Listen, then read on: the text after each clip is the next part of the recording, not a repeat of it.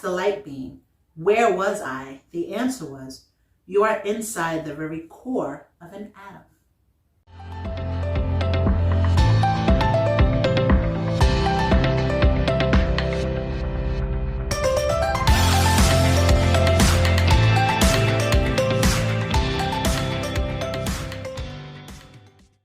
During one of my out-of-body experiences, I found myself traveling through what seemed to be outer space with a ball of light that was a being of intelligence.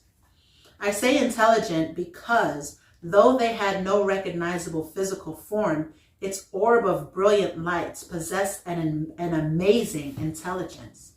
We were communicating with one another without verbal word, but only within our minds at lightning speed. It was bodies of vast information and an accurate, comprehensive body of knowledge in what seemed like nanoseconds of time.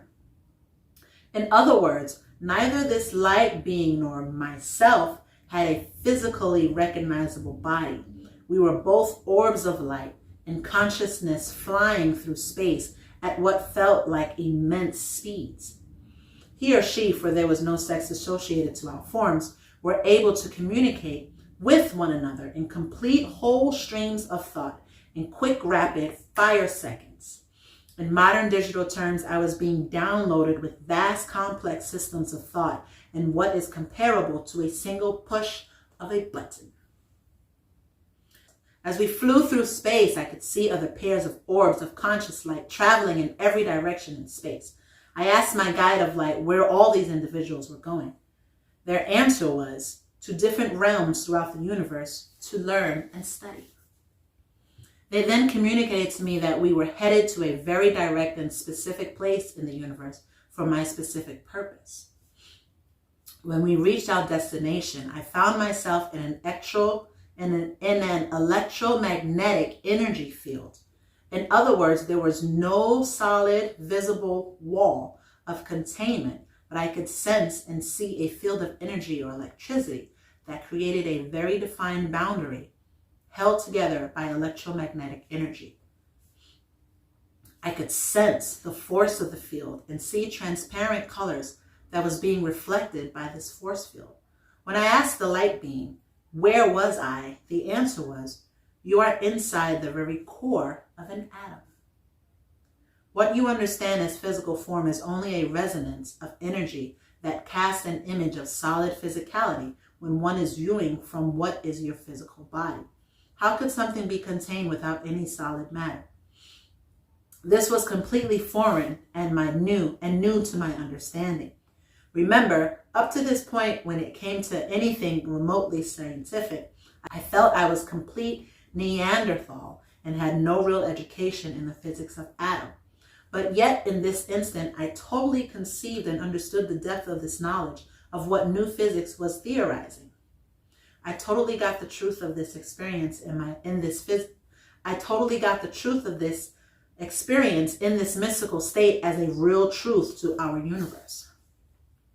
Several years later, when I returned to college to study mineralogy, crystallography, and physics to understand the medium of gemstones as my art form, I found myself hearing my chemistry professor say 99.9999% of an atom is space, and even there is doubt anything is solid about an atom in the 0.0001% we don't know yet. He was speaking about a theory, but I had an amazing realization that for me it was a very real experience when I reflected back to this paranormal experience 7 years earlier. This was one of the many true validations that my mystical experiences were more real and not some pipe dream fantasy experience or illusion of a crazy person. It is the very essence of this realization that form follows function. All life is composed of resonant energy that downsteps down to a physical form and appears concrete in our minds while we are in physical form. At about the same time, other mystical, unexplainable experiences were occurring in my life. For instance, I was able to hear voices that were not spoken orally, but only heard within my head. You might say that could be confused with the mind of a person gone insane. I often contemplate this then fine line between prophetic and insane. I've come to know this mystical experience as oral audio transmission.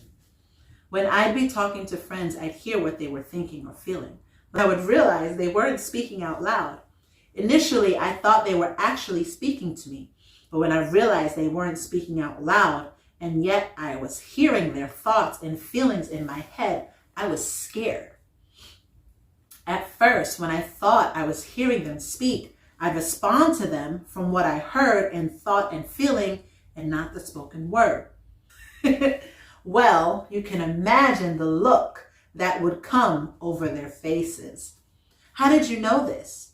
Fear would set in and they would quickly find a way to leave me, afraid that I had a power over them or was doing something to them. As a result, I began to feel alienated. My friends didn't want to be around me. They thought I was an evil person who was into mind control. This was not what I was about, but since I didn't fully understand what was happening to me, I chose to remove and isolate myself from my friends as a way to avoid these awkward moments, as a way to avoid these awkward situations. It took a while for me to realize what was actually happening to me, and I began to learn to shield myself from others' thoughts so I would not invade their space or be inundated by their thoughts and feelings. I tell this because I also feel gemstones in their rough state talk to me. Not like a human verbal voice, but a wisdom or knowledge as to what I should do to make the most of this precious piece of earth. And I'm not the only gem cutter who talks like this. It seems more often than not, a gem artist will explain how stones talk to them. These precious natural rough gem pieces guide me to do the right thing. When I begin, they tell me things about themselves and a co-creative process of cutting and carving with them. I have an ability to hear beyond the physical realm, which I now put to positive use in my work. Later in the book, I will explain more about how minerals communicate to me and how I co-create with each gem piece I carve. Oral transmission with the Fool on the Hill in Istanbul. One most memorable stories of my oral transmission happened during my travels around the world. I will go into more detail about my travels in the next chapter, but the below experiences expand more on how I grew to understand and embrace this oral audio transmission, and so seems key here.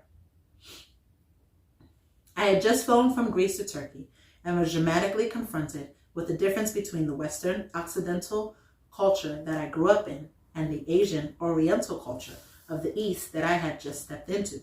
Turkey was so amazing and so different from anything I'd ever experienced whilst growing up in Los Angeles.